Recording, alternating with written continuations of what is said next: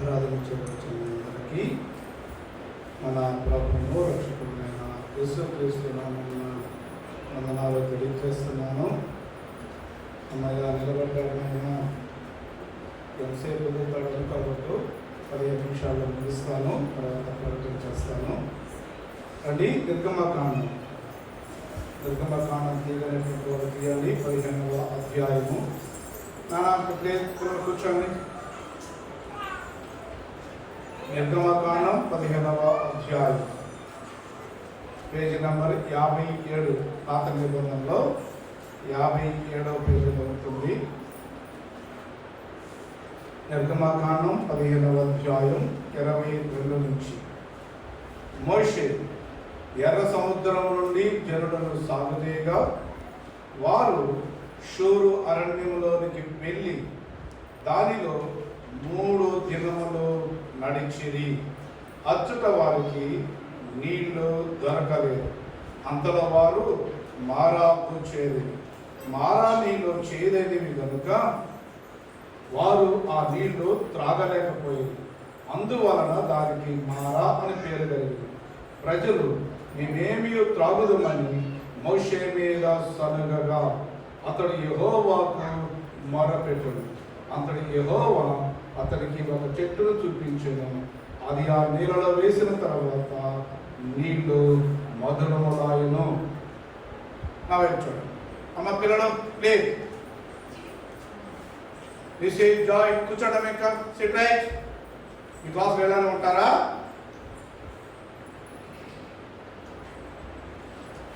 Okay. వీళ్ళెవరు? ఈరోజు నా అంశము ఒక సమస్య ఎదురైనప్పుడు ఎలా స్పందిస్తున్నావో, ఒక సమస్య ఎదురొచ్చినప్పుడు ఎలా ప్రవర్తిస్తున్నావు అన్న మాట ఈరోజు నువ్వు నిన్ను పరిశీలించుకోవాలని మనం చేస్తా ఉన్నాం. చూడండి, నా వైపుకి చూడండి, బైబిల్ చూడద్దు. 430 సంవత్సరాలు బానిసత్వంలో మగ్గిపోతా ఉన్నారు. వారి మీద దేవుడు కనికరు చూపి 10 రకాల తెగులను తీసుకొచ్చాడు మోషే ద్వారా. నీళ్లు రక్తములైనాయి, కప్పలు, మిడతలు, ప్రథమ కుమారుడు చనిపోవటము, చీకటి, వడగండ్లు, జబ్బులు, ఇలాంటి 10 రకాల తెగులతో ఫరో వణికిపోయి మీరు వెళ్ళిపండి అని అంటే 26 లక్షల మంది సుమారుగా వారందరూ బయలుదేరారు. బయలుదేరిన తర్వాత ఎర్ర సముద్రం ఎదురొచ్చింది. ఎర్ర సముద్రం కూడా దేవుడు పాయలు చేశాడు, మనకు తెలుసు. అది దాటిన తర్వాత వారు కనానుకు ప్రయాణమైపోతున్న సమయంలో షూరు అరణ్యంలోనికి వచ్చారు. ఆ అరణ్యంలో 3 రోజులు నడిచారు. 3 రోజులకి వారు అలసిపోయారు. బాగా దాహం వేస్తా ఉంది. ఇక దాహం వేస్తున్న సమయంలో వారికి ఒక చెరువు లాంటిది కనిపించింది. అమ్మయ్య, నీళ్ళు కనిపించేయని వారు వెళ్ళారు. నిద్రబాబు దేవుడు వారు వెళ్ళిన తర్వాత ఆత్రంగా మనం చూస్తాం కదా, 3 రోజులు నడిచి 3 రోజులు ఒక్క చుక్క కూడా తాగినటువంటి మనిషి నీటి మడుగు కనపడితే ఎలా ఉంటుంది? వెళ్ళి ఆత్రంగా తాగినప్పుడు ఆ నీళ్లు చేదైనవి. ఒక్కసారిగా వారి ఆశలన్నీ అడియాశలైపోయినాయి. ఎంతో ఆశతో, చాలా సంతోషంతో నీళ్లు కనపడి అని వారు తాగాలనుకున్నప్పుడు నీళ్లు చేదైపోయినప్పుడు బైబిల్ సెలవిస్తా ఉంది, మోషే మేమేమి తాగాలి? మమ్మల్ని ఎందుకు తీసుకొని వచ్చావు? ఆ బానిసత్వంలోనే బాగుండేది అని మోషే మీద సనిగారు. ఈ సనిగిన వాళ్ళు ఎవరు అని అంటే ఇప్పుడు చూడండి, 15వ అధ్యాయం తీయని అమ్మా చూడండి. ఆ సనిగింది ఎవరో? నిర్గమకాండం 15వ అధ్యాయం మొదటి 2 వచనం చూడండి. అప్పుడు మోషేయు ఇశ్రాయేలు యెహోవాను గూర్చి ఈ కీర్తన పాడి యెహోవాను గూర్చి గానము చేసేదను. ఆయన మిగుల అతిశయించి జయించును. గుర్రమును దాని రౌతును ఆయన సముద్రంలో పడతవలసిన. యెహోవాయే నా బలము, నా గానము, ఆయన నాకు రక్షణయు అని. ఆయన నా దేవుడు, ఆయన వర్ణించెదను. ఆయన నా పితరుల దేవుడు, ఆయన మహిమను ఆ మహిమను తెచ్చదను అని. 20 వచనం చూడండి. మరి అహరోను సహోదరియు ప్రవక్తియగు మిర్యాము తంబుర చేత పట్టుకొను. స్త్రీలందరూ తంబులతోనూ నాట్యములతోనూ ఆయనను స్తుతించి ఆయన వెంబడ వీళ్ళెవరో తెలుసా? గాడ్ ఈజ్ మై స్ట్రెంగ్త్, యెహోవాయే మా బలము, గాడ్ ఈజ్ మై సాంగ్, ఆయనే నా గానము అని పాటలు పాడి మిర్యాము తంబుర తీసుకొని తంబుర కొడితే నాట్యము చేస్తూ గానము చేస్తూ దేవుడిని గొప్ప చేసినటువంటి ఆ ప్రజలే నవ్వుతారు. సమస్య ఎదురైనప్పుడు, చేదు అనుభవం ఎదురైనప్పుడు వారందరూ కూడా సనిగేరు, వారందరూ కూడా గొనిగేరు, వారందరూ కూడా మోషే మీద తిరుగుబాటు చేశారు. వినో, ఈరోజు బాప్తిసం తీసుకొని విశ్వాస యాత్రను ప్రారంభించినటువంటిది జీవితంలో చిన్న కష్టం వస్తే ఏం చేసావు? చిన్న నష్టం వస్తే ఏం చేసావు? చిన్న సమస్య వస్తే ఏం చేసావు? ఎన్నిసార్లు దేవుడి మీద నువ్వు సనగలేదు, ఎన్నిసార్లు దేవుడి మీద కొనగలేదు, ఎన్నిసార్లు ప్రార్థన మీద అలగలేదు, ఎన్నిసార్లకి నేను ప్రార్థన చేయని మనసులను కాలేదు. వేరే విశ్వాసాలు వచ్చి అమ్మా ప్లీజ్ రా, ఎందుకు అనంటే ఎందుకు ఇలా, నాకే ఎందుకు ఇలాంటి కష్టం వచ్చింది, నా కుటుంబానికి ఎందుకు ఇలాంటిది వచ్చింది, నా బిడ్డకి ఇలా ఎందుకు జరిగింది, నా కుటుంబంలోని ఇలా ఎందుకని ఎన్నిసార్లు దేవుడి మీద సనగలేదు, దేవుడి మీద కొనగలేదు, దేవుడి మీద అలగలేదు. వారందరూ కూడా ఎవరో తెలుసా? కన్నులారా 10 అద్భుతాలు చూసిన ఇశ్రాయేలు, కన్నులారా ఒక్క క్షణంలోనే ఎర్ర సముద్రాన్ని 2 పాయలు చేస్తే కన్నులారా చూసి ఆ సముద్రాన్ని దాటి వచ్చిన వారు, ఆ దాటి వచ్చి తంబుర తీసుకొని పాటలు పాడి గానము చేసి నాట్యము చేసి మైపరిచిన ప్రజలే దేవుడి మీద సనిగేది. ఈ లోకములో దేవుడి మీద సనిగేది ఎవరు అనంటే బయట ఉన్న అన్యులు కాదు. దేవుడి మీద సనిగేది ఎవరు అనంటే ప్రార్థనకు రాని వారు కాదు. దేవుడి మీద సనిగేది మందిరానికి వచ్చేవాళ్ళు కాదు. బాప్తిసం తీసుకొని 20-30 సంవత్సరాలైనా మనమే దేవుడి మీద సనుగుతున్నాం. కొత్తగా వచ్చేవాళ్ళు సనగరో, జూనియర్స్ సనగరో, మేము చాలా సీనియర్స్ అని చెప్పినటువంటి మీరే దేవుడి మీద చిన్న సమస్య వస్తే ఇలా ఎట్ట చెయ్యే, ఇలా అది చెయ్యే, ఎట్ట చెయ్యాలి, మనమే దేవుడి మీద సనుగుతున్నాం, దేవుడి మీద గొలుగుతున్నాం, దేవుడి మీద అలుగుతున్నాం, పక్కదారులు చూస్తున్నాం, దేవుణ్ణి పక్కన పెడుతున్నాం. వినా, సమస్య వచ్చినప్పుడు వారందరూ కూడా సనిగారు, దేవుడి మీద తిరుగుబాటు చేశారు. ఆ సమస్య నీకే కాదు, ఆ సమస్య వారికే కాదు, మోషే కూడా వచ్చింది. మోషే కూడా ఆ నీళ్లు తాగాడు. మోషేకి ఏమైనా తీపిగా లేవు, మోషే కూడా చేదుగా ఉన్నాయి. అయితే వారందరూ కూడా సనిగితే మోషే ఏం చేశాడు? తమ్ముతారు 15వ అధ్యాయం చూడండి, సామెత నిర్గమకాండం 15వ అధ్యాయం 23వ వచనం. వారు ఆ నీరు త్రాగలేకపోయి అందువలన దానికి మారా అని పేరు కలిగిను.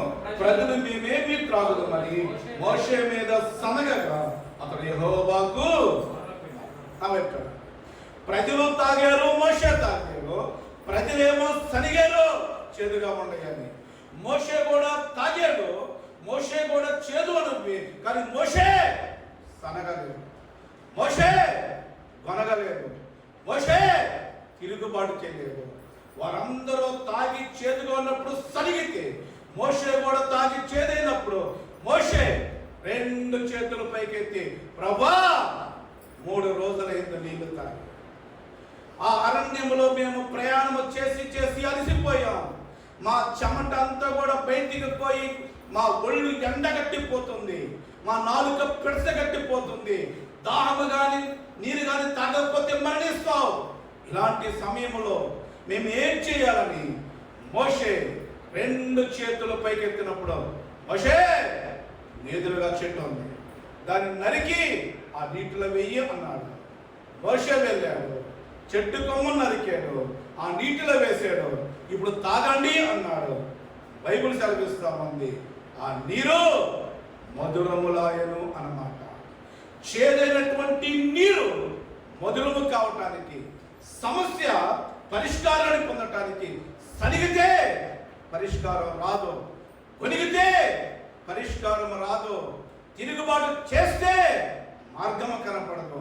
సమస్య ఎదురైనప్పుడు, చేదైన అనుభవం ఎదురైనప్పుడు, కష్టం ఎదురైనప్పుడు, నష్టం ఎదురైనప్పుడు, వ్యాధి ఎదురైనప్పుడు సనగక, కొనగక, తిరుగుబాటు చేయక, వారి దగ్గరికి పోక, వీడి దగ్గరికి పోక, అంతరాలు గట్టక, వారిని అనుసరించగా రా దేవుడి సన్నిధిలోనికి వచ్చి ప్రభువా నేనేం చేయాలని మర్ర పెట్టగలిగితే సమస్య ఏదైనా ప్రార్థన పరిష్కారాన్ని చూపిస్తుంది.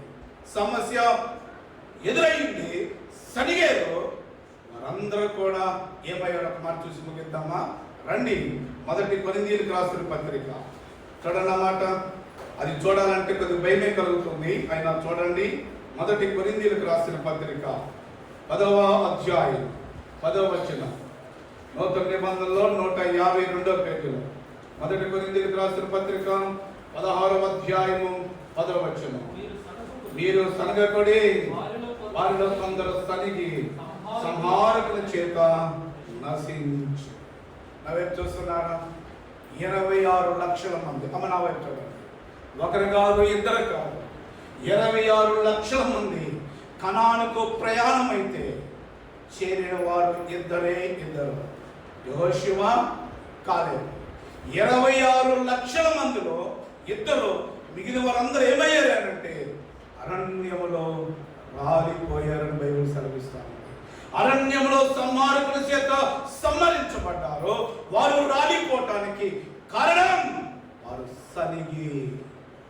విశ్వాస యాత్రలో పరలోకానికి ప్రయాణాన్ని ప్రారంభించి నీవు పరలోక ప్రయాణములో సమస్యలు వస్తాయి, కష్టాలు వస్తాయి, ఇరుకులు వస్తాయి, ఇబ్బందులు వస్తాయి, వ్యాధులు వస్తాయి. అలాంటి సమస్యల్లో సనిగితే రాలిపోతావు, పరలోక ప్రయాణంలో ఆగిపోతావు. పరలోకానికి ఇచ్చారు. సమస్య ఎదురైనప్పుడు మోషేలాగా ప్రార్థించగలిగితే సమస్యను పరిష్కరిస్తాడు. పరలోకంలో నీకు నిత్య జీవాన్ని అనుగ్రహిస్తాడు. సమస్య వచ్చినప్పుడు ఎలా స్పందిస్తున్నా, సమస్య వచ్చినప్పుడు ఎలా నువ్వు రియాక్ట్ అవుతున్నా, ప్రార్థన చేసిన దానివి, బాప్తిసం తీసుకున్న దానివి, ప్రభువులో చేవేసిన దానివి, నాకు అన్నీ వచ్చన్నటువంటి వాటివి, చిన్న ఇరుకు ఎదురైతే ఏందో పిల్ల నేనేం చేసేది, ఏందో ఇలా జరిగింది అని దేవుడి మీద సనుగుతూ, దేవుడి మీద గొలుగుతూ, దేవుడి మీద అలుగుతూ ఉంటే సంహారకుల చేత సంహరించబడతాం. అలా కాక సమస్య ఏదైనా సమస్యను పరిష్కరించగలిగేటువంటి దేవుడి దగ్గర మోషేలాగా ప్రార్థన చేయగలిగితే, మోషేలాగా మొర్ర పెట్టగలిగితే, మోషేలాగా దేవుడి వైపు చూడగలిగితే నీ సమస్య ఏదైనా పరిష్కారాన్ని అనుగ్రహిస్తాడు. ఈరోజు నీకు ఎర్ర సముద్రం లాంటి సమస్య ఎదురైందా? మారా లాంటి చేదు అనుభవాలు గుండా వెళ్తున్నావా? అవును, నా భర్త వలన నా కుటుంబంలో చేదు అనుభవాలు, నా పిల్లల వల్ల నా కుటుంబంలో చేదు అనుభవాలు, నా భార్య వల్ల నా కుటుంబంలో చేదు అనుభవాలు, ఈ రోగం వల్ల నా కుటుంబంలో చేదు అనుభవాలు, మా బిడ్డలకు ఉద్యోగాలు లేక చేదు అనుభవాన్ని చూస్తున్నాం, నా బిడ్డలు నా మాట వెనుక చేదు అనుభవాలు గుండా వెళ్తున్నాం. ఎందుకో నాకేంత ఇలా జరిగిందని ఒకవేళ చేదు అనుభవం గుండా ఎదురైతే ఈ మధ్యాహ్న కాల సమయమున ఇప్పుడు వరకు సనుగుతూ ఉన్నామేమో, ఇప్పుడు వరకు వారికి చెప్పుకొని, వీరికి చెప్పుకొని, వారికి చెప్పుకొని ఒకవేళ నవ్వులు పాలవుతావు. సమస్యకు పరిష్కారం దొరకక నిద్ర బట్టలు రాత్రులు గడుపుతూ సమస్యల గుండా వెళుతూ ఉన్నట్లయితే ఈ మధ్యాహ్న కాల సమయమున సమస్యను పరిష్కరించేటువంటి దేవుడి దగ్గర ప్రభువా అని మొర్ర పెట్టగలిగితే నీ సమస్య ఏదైనా, నీ అనుభవం ఏదైనా, చేదు అనుభవాన్ని మధురము మాత్రమే కాదు మధురాతి మధురముగా చేయగలిగినటువంటి దేవుడి దగ్గరికి వచ్చి మొర్ర పెడితే నీ చేదు అనుభవాన్ని ఏదైనా మారా అనుభవాన్ని మధురము చేయడానికి ఆ ప్రియ ప్రభు ఇష్టపడుతూ ఉండగా, ఆ సమస్యకు పరిష్కారాన్ని ఇవ్వడానికి ఇష్టపడుతూ ఉండగా ప్రార్థన చేద్దామా? రండి, ఒక్క నిమిషం మౌనంగా. అమ్మా, ఆ సమస్య నీకు మాత్రమే తెలుసు, నీ భర్త సమస్య నీకు మాత్రమే తెలుసు, నీ బిడ్డల సమస్య నీకు మాత్రమే తెలుసు. నీ బిడ్డల పరిస్థితి నీకు మాత్రమే తెలుసు. నీ కుటుంబ పరిస్థితి నీకు మాత్రమే తెలుసు. ఏ చేదు అనుభవం ఉందో నీ హృదయంలో నీకు మాత్రమే తెలుసు. చేదు అనుభవం ఏదైనా, మారా అనుభవం ఏదైనా, కష్టం ఏదైనా, ఇరుకు ఏదైనా, ఇబ్బంది ఏదైనా, అది నీకు మించినదైనా ఈ మధ్యాహ్న కాల సమయమున ఇప్పుడు వరకు సనుగుతూ వచ్చేవేమో, ఇప్పుడు వరకు గొలుగుతూ వచ్చేవేమో, ఇప్పుడు వరకు అలుగుతూ వచ్చేవేమో, ఇప్పుడు వరకు నేనేం చేయగలిగినటువంటి నీ సహాయ పరిస్థితుల్లో ఒకవేళ ఉంటూ వారిని వీరిని ఆశ్రయించి వారి దగ్గరికి వెళ్ళి ఇంకా సమస్యకు పరిష్కారం దొరక్క ఇక నేనేం చేయగలను బిడ్డల పరిస్థితిని, ఇక నేను ఎలా మార్చుకోగలను నా భర్త పరిస్థితిని, ఈ చేదు అనుభవంలో నేను ఎలా బయటకు రాగలను, ఈ అప్పుల భూమిలో నుంచి నేను ఎలా బయటకు రాగలను, ఈ వ్యాధిలో నుంచి నేను ఎలా బయటకు రాగలను, ఈ బిడ్డల అలవాట్ల నుంచి ఎలా బయటకు రాగలను, ఈ చేదు అనుభవం ఆ జీవితంలో నిద్ర లేకుండా చేస్తుంది. నేనేం చేయాలో తెలియలేదు అని ఒకవేళ నీలో నీవే సరుగుకుంటూ నా కర్మ ఇంతే, నా రాతి ఇంతే, నా బ్రతికింతే, వీడు పుట్టింది బాగలేదు, వీడి జాతకం ఇంతే, నా కర్మ అనుకుంటూ ఒకవేళ నీవే సనుక్కుంటూ కొనుక్కుంటూ జీవిత యాత్రలో ముందుకు సాగుతున్నావేమో ఈ మధ్యాహ్న కాల సమయమున అలాంటి చేదు అనుభవం ఎదురైనప్పుడు వారందరూ సరిగేది కానీ పరిష్కారం రాలేదు.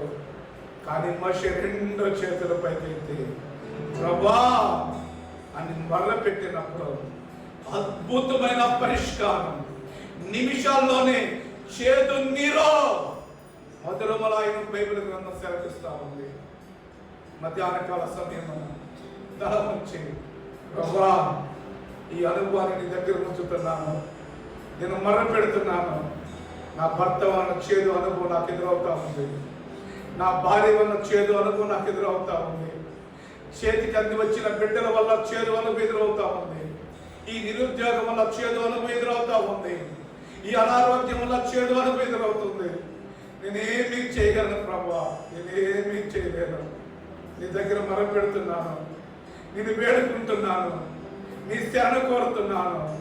తండ్రి మారా అనుభవాన్ని మొదలుగా మార్చిన నీవు నేటికి మారణ దేవుడు, మార్పు లేనటువంటి వాడు. తండ్రి మారా అనుభవాన్ని మొదలు చేయమని ఎందరైతే ప్రార్థన చేస్తున్నారో, ఎందరైతే తల వంచి నీ వైపు చూస్తున్నారో, ఎందరైతే హృదయంలో నీకు వేడుకుంటున్నారో యేసో వారందరి సమస్యలను పరిష్కారాన్ని చూపించి మధురాతి మధురంగా ప్రభా వారు బయటకు రావడానికి ప్రభు చూపించమని ప్రార్థన చేస్తున్నాను. ఈ సమస్యలో సనిగితే, ఈ సమస్యలో కొనిగితే, ఈ సమస్యలో అలిగితే, ఈ సమస్యలో తిరుగుబాటు చేస్తే మేము రాలిపోతాం ప్రభా, మేము మరణాన్ని పొందుకుంటా క్షమించు. ఇప్పుడు వరకు నాకు తెలియక సరిగాను, వెలిగాను, అడిగాను, మానుకున్నాను అని క్షమించు. ఈ రోజు నుంచి ప్రభా ఎప్పుడు చిన్న సమస్య ఎదురైనా నీ వైపు చూసేటువంటి ఆ జ్ఞానాన్ని, ఆ భాగ్యాన్ని, ఆ విశ్వాసాన్ని నాకు అనుగ్రహించు. సమస్య వచ్చినప్పుడు తమ్ముడు చెప్పినట్టుగా నా విశ్వాసాన్ని ఆ సమస్యల్లో జోడించడానికి, ఆ విశ్వాసములో ఆ సమస్యల విశ్వాసాన్ని జోడించి కార్యాలు చేయడానికి మీరే కృప చూపించమని ఈరోజు ఏ సమస్యతో మా బిడ్డలు వచ్చారో ఆ సమస్య నుంచి విడుదల పొందడానికి, ఆ సమస్యల నుంచి మారా అనుభవం నుంచి మొదలమైన అనుభవంలోకి రావడానికి మీరే మార్గాలు చూపించమని, పరిష్కారాన్ని చూపించమని, వారిని చేయబట్టి నడిపించమని, సమస్యలు తిరుగుబాటు చేయగా మేము ప్రార్థించాలన్నట్టు మాటను బట్టి ఆ ప్రార్థనలో విశ్వాసాన్ని జోడించాలని మాటను బట్టి మా బిడ్డలందరికీ కృప చూపించమని, సమస్యల నుంచి విడుదల విమోచన కలిగించమని ఆ ప్రభువును నీ ప్రియకుమారుడు యేసునామమున ప్రార్థన చేసి అడిగి వేడుకుంటున్నాను పరమ తండ్రి. ఆమేన్, ఆమేన్, ఆమేన్.